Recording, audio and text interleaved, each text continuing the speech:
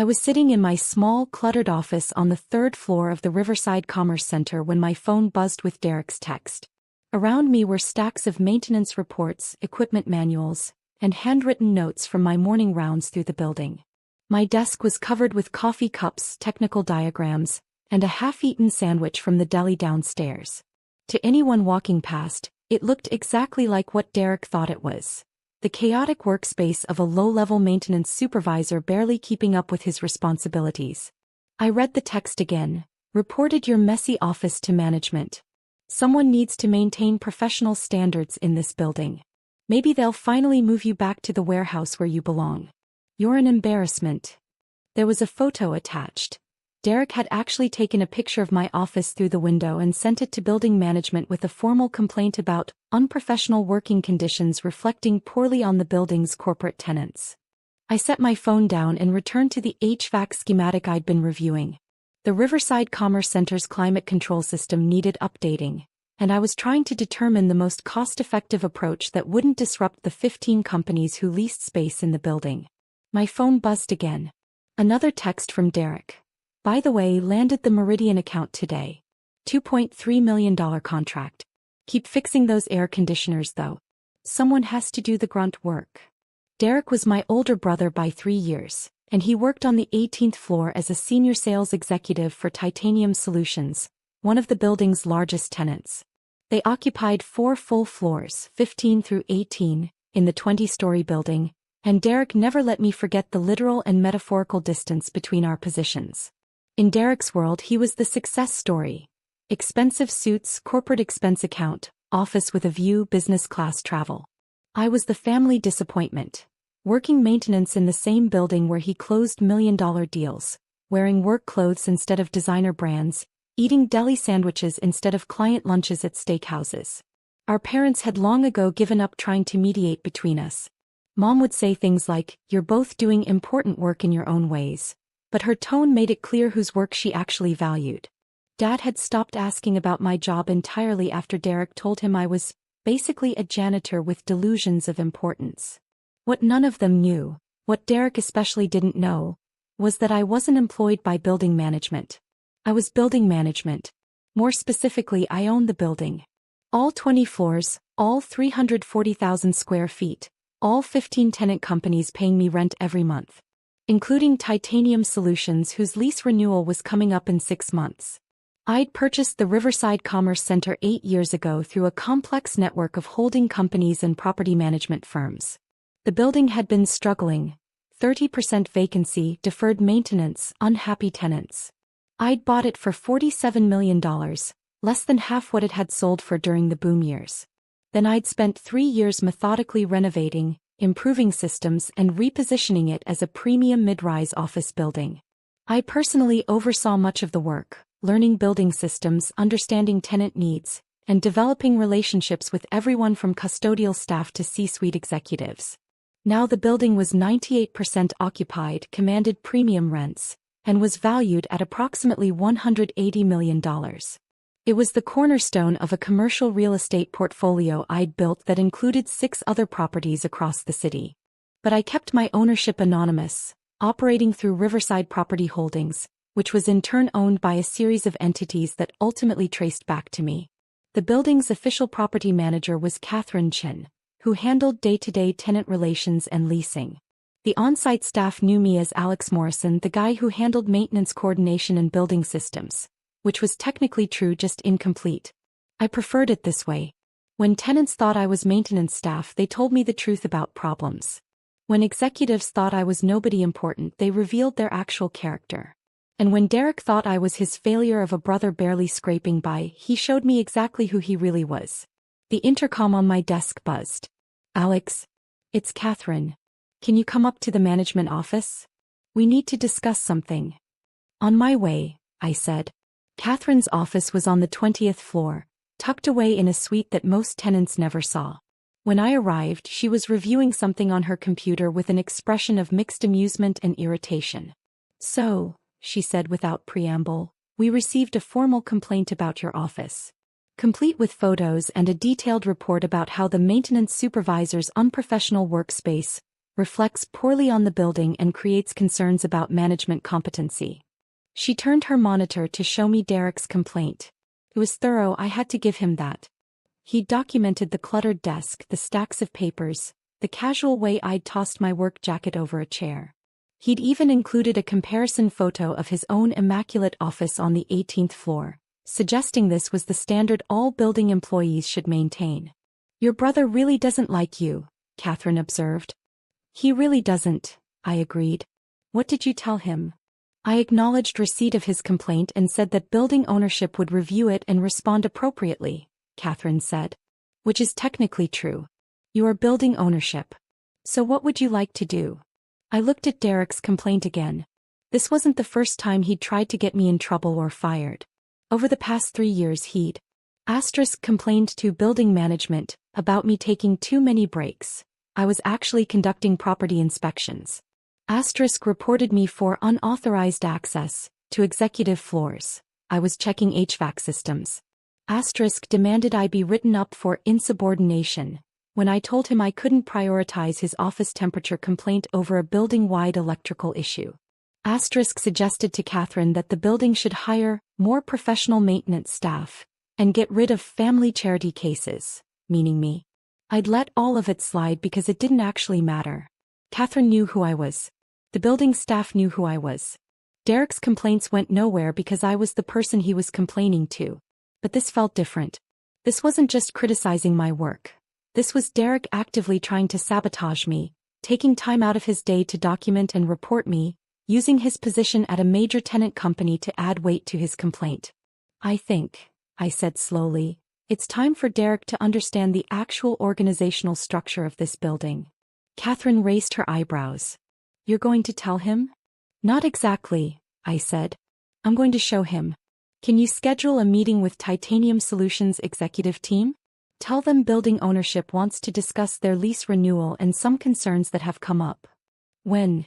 "Tomorrow," I said. 2 p.m. Main conference room. Make sure Derek is included. After all, he's a senior executive there, and he's shown such keen interest in building management standards. It would be rude not to invite him." Catherine smiled slowly. "This is going to be memorable." "Yes," I agreed. "It is." That evening I received another text from Derek. "Management acknowledge your complaint yet? Probably trying to figure out how to fire you without it looking like nepotism. Face it, Alex, you're out of your depth. You've always been out of your depth. Some people are built for success, others are built for service jobs. You're the latter. Accept it." I didn't respond. Instead, I spent the evening reviewing Titanium Solutions' lease file. It was enlightening reading. They'd been tenants for 5 years, since shortly after I'd purchased the building. Their initial lease had been negotiated when I was still trying to fill vacancy, so the terms were favorable: below market rent, generous improvement allowances, flexible termination clauses. But their behavior as tenants had been increasingly problematic. They generated 3 times as many maintenance requests as similar-sized tenants. They were habitually late on common area charges. They'd made several unauthorized modifications to their space. And according to my building staff, Titanium Solutions employees, particularly the sales team on floor 18, were often dismissive or rude to cleaning crews and maintenance workers. Derek was apparently representative of the company culture, not an exception to it. Their lease was up for renewal in 6 months. At current market rates, their rent would increase by approximately 37%, from $38 per square foot to $52 per square foot. For the 52,000 square feet they occupied, that was a difference of about $728,000 annually. I suspected they were expecting favorable renewal terms based on their size and tenure. They were about to be disappointed. The next morning I dressed carefully. Not in my usual work clothes, but in one of the tailored suits I kept for property investment meetings. I looked different, polished, professional, completely unlike the maintenance supervisor Derek was used to seeing in cargo pants and work boots. I arrived at the 20th floor conference room 30 minutes early and reviewed the presentation Catherine had prepared. It covered building updates, capital improvements, market comparisons, and lease renewal terms. It was comprehensive, professional, and clearly came from ownership, not maintenance staff. At 1:45, Catherine texted me, "Titanium Solutions execs are here. including Derek. He asked why he was invited to a lease meeting. I told him building ownership specifically requested his presence given his recent communications regarding building standards. He looks confused and slightly nervous. At 2 p.m. exactly, I walked into the conference room. The reaction was immediate and varied. James Whitmore, Titanium Solutions CEO, looked puzzled. He'd never seen me before. Rebecca Sato, their CFO, glanced at her watch as if I was late. Martin Kovac, their COO, was scrolling through his phone and barely looked up. And Derek went absolutely white. That's my brother, Derek said, his voice strangled. Why is my brother here? He's maintenance staff. Good afternoon, everyone, I said, taking my seat at the head of the conference table. I'm Alex Morrison, owner of Riverside Commerce Center and principal of Riverside Property Holdings. Thank you for making time for this meeting. The silence that followed was profound. James Whitmore's head snapped toward Derek. Rebecca Sato stopped mid-sip of her coffee. Martin Kovac finally looked up from his phone, his expression shifting from boredom to sharp attention. I'm sorry, James said carefully. You own this building? I've owned it for 8 years, I confirmed. I purchased it in 2016, oversaw its renovation and repositioning, and have maintained ownership through Riverside Property Holdings. Catherine Chin, who you know as the property manager, works for me. Derek made a small choking sound. I continued as if he hadn't. Catherine and I handle most ownership communications through our property management company, but occasionally I like to meet directly with major tenants. Especially when leases are coming up for renewal, and especially when questions have been raised about building standards and management competency. I pulled up the first slide of the presentation. It showed the Riverside Commerce Center's performance metrics over 8 years. Occupancy rates, tenant retention, capital improvements, building value appreciation. The numbers were impressive. This was clearly a well-managed, successful property. As you can see, I said, Riverside Commerce Center has been one of the highest-performing commercial properties in the city. We've maintained 95+% occupancy for 6 consecutive years, tenant satisfaction scores above industry average, and building systems that exceed code requirements. This didn't happen by accident. It happened through careful management and significant capital investment. Rebecca Sato was nodding slowly, her CFO brain processing the information. These are strong numbers. Very strong. Thank you, I said. We work hard to maintain standards. Which brings me to the purpose of today's meeting. Titanium Solutions lease expires in 6 months, and we need to discuss renewal terms. But first, I want to address some concerns about how Titanium Solutions has operated as a tenant. I pulled up a new slide showing maintenance request data. Over the past 5 years, Titanium Solutions has generated an average of 43 maintenance requests per month. That's approximately triple the rate of comparable tenants. Many of these requests are for issues that should be handled internally: office equipment, personal temperature preferences, cosmetic concerns that don't affect functionality. Martin Kovac shifted uncomfortably.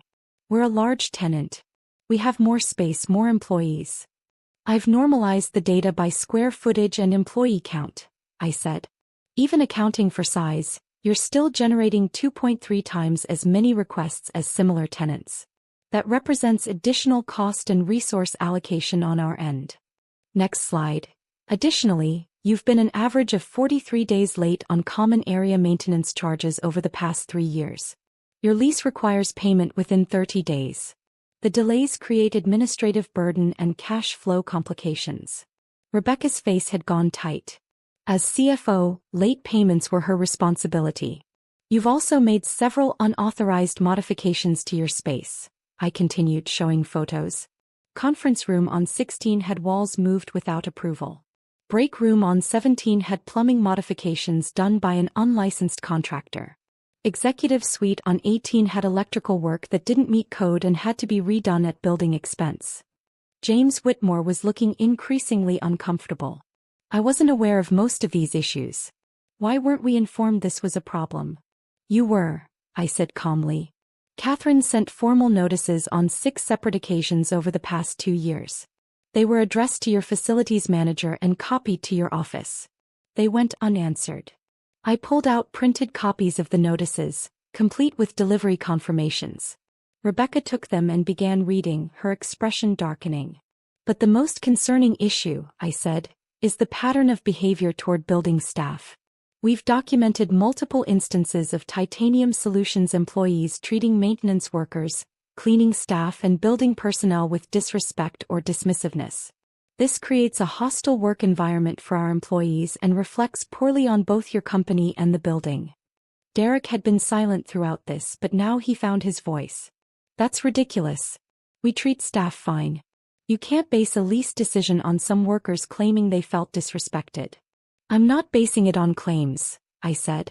I'm basing it on documented incidents. Would you like to review them? I pulled up another slide. It was a detailed log with dates, times, specific incidents, and witnesses. Several entries specifically referenced Derek Moore, executives on floor 18, being dismissive, demanding, or outright rude to building employees.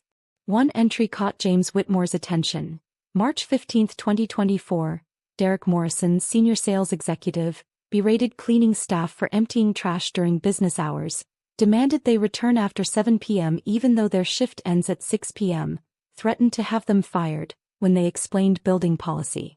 Derek, James said quietly. Is this accurate?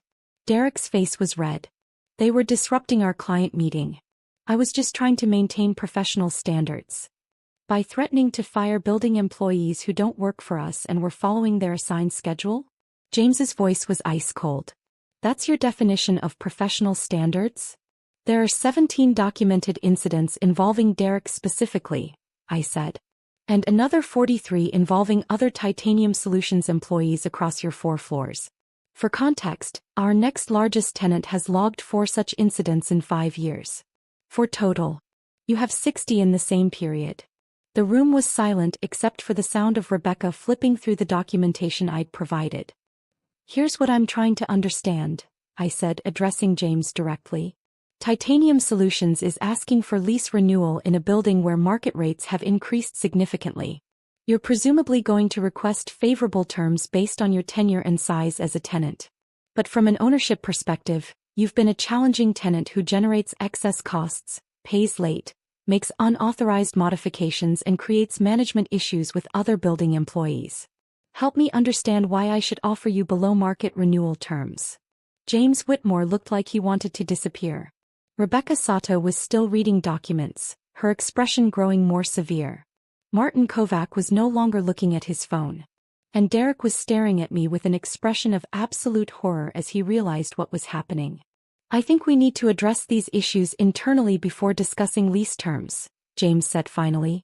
I had no idea our behavior as a tenant had been this problematic. That's unacceptable.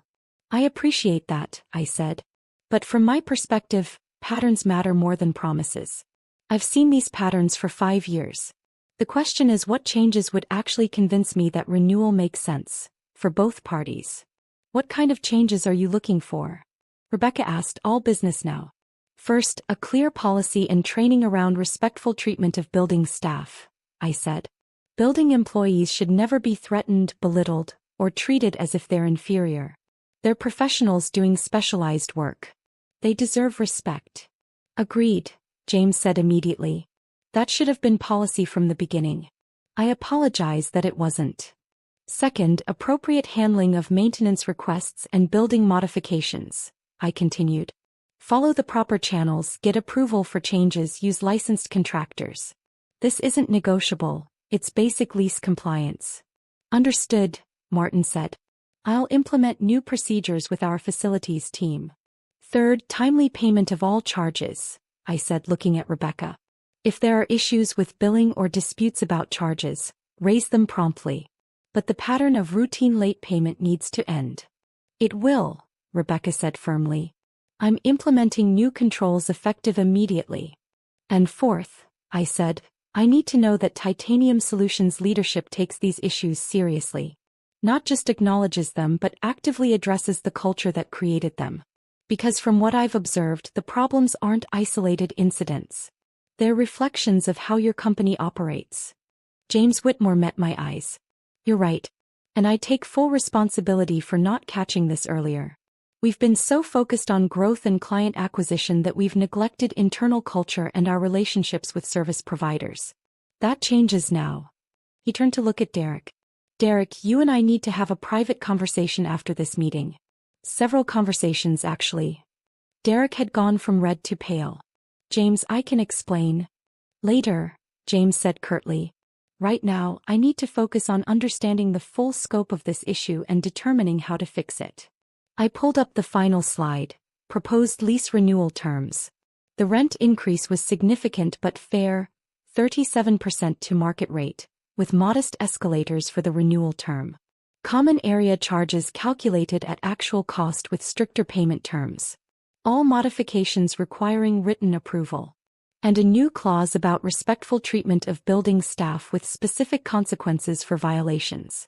These are the terms I'm prepared to offer, I said. They reflect current market rates and include provisions to address the issues we've discussed. You have 60 days to decide whether renewal makes sense for Titanium Solutions. Rebecca reviewed the numbers carefully. This is a significant increase from our current rate. It reflects an 8-year gap between your negotiated rate and current market, I said. If you'd like, Catherine can provide comparable lease rates for similar space in similar buildings. You'll find our proposed rate is actually slightly below the market median. Rebecca nodded slowly. I'd like to see those comparables, but I believe you. One question, James said. The lease includes this clause about treatment of building staff. What happens if there are violations? First violation, written warning and required cultural training for the offending individual, I said. Second violation, financial penalty of $5,000 to the building's employee welfare fund. Third violation, lease termination clause becomes active. That's strict, Martin observed.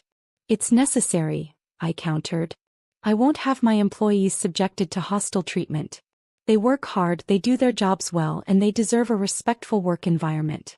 If Titanium Solutions can't guarantee that, you're not the right tenant for this building. James was nodding. I respect that. In fact, I admire it. Too many landlords prioritize rent over principal. You're doing the opposite. I'm doing both, I said. Rent pays the bills. Principal determines who I'm willing to do business with. I've turned down tenants before because I didn't like how they treated people. I'll do it again if necessary. There was a brief silence. Then Rebecca spoke. I'd like to review the complete financial breakdown and comparable leases. But pending that review, I think these terms are fair. We've been getting a below-market deal for years. It's reasonable to expect adjustment to market rates. I agree, Martin said. And frankly, the cultural issues you've raised are things we should have addressed regardless of lease terms. This has been a wake-up call. James looked at me directly. We'll accept the terms subject to Rebecca's financial review. And we'll implement immediate changes to address the behavioral issues. You have my word on that. Thank you, I said. Catherine will send over the detailed comparables and lease documentation. Take your time reviewing everything.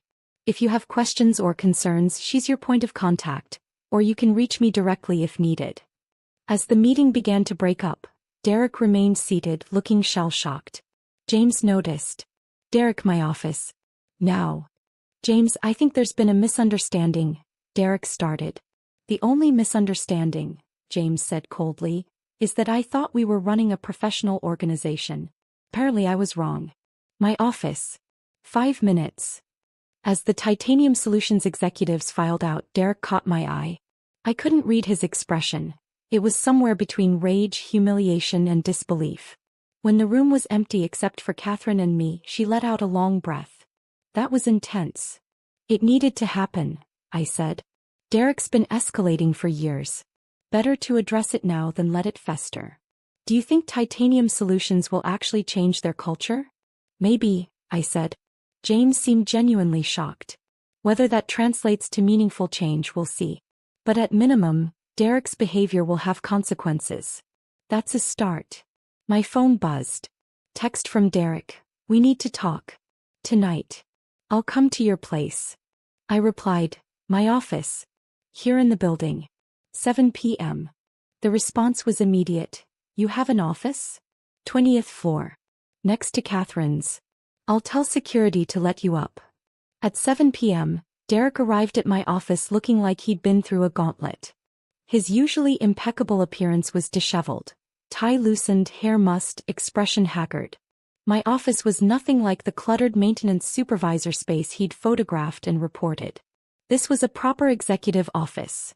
Floor-to-ceiling windows overlooking the city, modern furniture, shelves lined with property management books and architectural models of my various buildings. Derek stood in the doorway taking it in. "How long have you had this office?" 8 years, I said. "Since I bought the building. The other office on 3, that's my working space. Where I review maintenance reports, study building systems, meet with contractors. This is where I handle ownership business." "Why?" Derek asked, and his voice cracked slightly. "Why pretend to be maintenance staff? Why not tell everyone you own the building?" "Because I learned more this way," I said simply. "When people think you're nobody important, they show you who they really are. Tenants tell maintenance supervisors the truth about problems they'd never mention to ownership. Executives reveal their actual character when they think you can't affect their lives. And brothers show exactly how they see you when they think you're safely beneath them." Derek flinched. "That's not fair. Isn't it?" I asked. "Derek, you've spent years treating me like I was a failure. You've mocked my work, belittled my choices, told our parents I was an embarrassment to the family. You complained to my boss, who is me, trying to get me fired from a job I don't actually have. You took time out of your day to document and photograph my unprofessional workspace, and file a formal complaint." "I didn't know." "That's exactly the point," I interrupted. "You didn't know, so you felt safe being cruel. You thought I was powerless, so you kicked down. That's who you've been for years, Derek. Not just to me, to cleaning staff, maintenance workers, anyone you perceived as beneath you. And you never questioned whether that behavior was okay because you never faced consequences for it." Derek sank into a chair. "James is probably going to fire me." "Maybe," I said. "That's his decision, not mine. But you should know that your behavior reflected on Titanium Solutions as a tenant. If your company doesn't renew their lease, or if they do but with the cultural requirements I've stipulated, that's partly because of how you've treated people." "I'm sorry," Derek said quietly. "I'm sorry for how I treated you. I'm sorry for the complaint. I'm sorry for years of being a terrible brother." "Are you sorry because you got caught?" I asked. "Or because you actually understand why it was wrong?" Derek was quiet for a long time. "Both, I think. I'm definitely sorry I got caught. That I humiliated myself in front of my CEO and CFO. That my behavior might cost me my job. But I'm also starting to realize how shitty I've been. Not just to you. To everyone I thought was beneath me." "That's a start," I said. "What happens now?" Derek asked. "Are you going to tell Mom and Dad? Let them know their successful son is actually the failure and their failure son is actually successful." "I'm not going to tell them anything," I said. "If you want them to know, you can tell them. But Derek, I don't measure success by who makes more money or owns more property. I measure it by how you treat people and what you build. By that measure, we're both still works in progress." Derek looked up at me. "How do you not hate me? After everything I've done?" "Because you're my brother," I said simply. "And because I've seen what happens when people let resentment consume them. I'd rather invest energy in building things than destroying relationships. But that doesn't mean I'll tolerate abuse. The choice is yours, grow into someone better or keep being who you've been. But if you choose the latter, don't expect me to keep providing safety net." Derek nodded slowly. "The lease terms you offered Titanium Solutions. They're fair." "They're fair," I confirmed. "Below median market rate, actually. I'm not trying to punish your company for your behavior. I'm just insisting on standards that should have existed all along. And if I actually change, if I start treating people better, then you'll be someone I'm proud to call my brother," I said. "But you have to do it because it's right, not because it benefits you. That's the difference between genuine change and performance." Derek stood up slowly. "I should go. I have a lot to think about." As he reached the door, he turned back. "Alex, thank you for not destroying me when you could have. For giving me a chance to be better. I don't deserve it, but I'm grateful for it." "We all deserve chances to grow," I said. "The question is whether we take them." Over the next several months, I watched Derek's transformation with cautious optimism. He wasn't perfect. Old habits die hard, but he was trying. He apologized to building staff he'd been rude to. He started saying thank you to cleaning crews. He helped implement Titanium Solutions' new cultural training program. James Whitmore didn't fire him, but Derek was put on a performance improvement plan with specific behavioral metrics. His bonus was reduced by 40%. His next promotion was delayed indefinitely. These weren't punishments, James explained to him, but consequences, and opportunities to demonstrate growth. Titanium Solutions renewed their lease at the proposed terms. Rebecca Sato implemented new financial controls that eliminated late payments. Martin Kovac established proper procedures for building modifications. And James personally apologized to Catherine and me for the company's past behavior as a tenant. 6 months after the infamous meeting, Derek and I had dinner at a restaurant neither of us had suggested. Neutral territory picked by mutual agreement. "I'm still at Titanium Solutions," Derek said. "Still on the improvement plan, but James says I'm making genuine progress." "That's good," I said. "I told Mom and Dad," Derek added. "About you owning the building. About the real estate portfolio. About everything." "How did they take it?" Mom cried. Dad looked confused for about 3 days. "Then they started asking why you never told them. I explained that you probably didn't tell them for the same reason you didn't tell me, because you wanted to be valued for who you are, not what you own." "That's surprisingly insightful," I observed. Derek smiled slightly. "I'm working on the insight thing. Part of the improvement plan. Turns out understanding other people's perspectives is a learnable skill." "Who you?" "Most people who've ever experienced empathy," I said, but I was smiling too. "Fair point." Derek paused. "I'm not going to ask you to forget the past. I know I was terrible. But I want you to know I'm trying to be better. Not because it benefits me, though it does, but because I finally understand that how you treat people matters more than what you achieve." "That's what I've been trying to tell you for years," I said. "I know.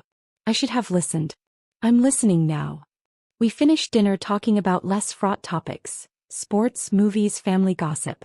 It wasn't the relationship we'd had as kids, before success and status had poisoned Derek's perspective. But it was better than what we'd had for the past decade. As we left the restaurant, Derek said, "One more thing. That office on 3, the messy one I photographed and complained about. Do you actually need it?" "Why?" "Because I was thinking, maybe I could volunteer there sometimes. Help with maintenance coordination or building systems. Learn the unglamorous side of real estate. Assuming you'd be willing to teach me." I looked at him carefully. "You want to learn maintenance coordination?" "I want to learn humility," Derek said. "And I figure the best way to do that is to actually understand the work that people like me have been dismissing for years. So yes, I want to learn maintenance coordination. I want to fix coffee makers and review HVAC schematics and understand why building systems matter. If you'll let me." "You'd be terrible at it," I said honestly. "At least at first." "Probably," Derek agreed. "But I'd like to try. With your permission." I thought about the years of condescension, the complaints, the attempts to get me fired. I thought about Derek's transformation over the past months. Imperfect but genuine. And I thought about the choice I'd made years ago to build things rather than destroy relationships. "Hey," I said. "Saturday mornings. Dress for actual work. You'll get dirty. And if you complain once about the conditions or the tasks, you're out." "Understood." "Understood," Derek said. "Thank you, Alex." "Really?" A year later, the Riverside Commerce Center was featured in a commercial real estate publication as one of the city's best-managed mid-rise properties. The article mentioned the owner's hands-on approach and commitment to both tenant satisfaction and employee welfare. Derek was quoted in the article, not as a tenant executive, but as someone who'd volunteered to learn building management and had been surprised by its complexity. "I thought I understood real estate because I worked in an office building," he said in the interview. "But I didn't understand anything. There's incredible skill and knowledge required to keep a building running smoothly.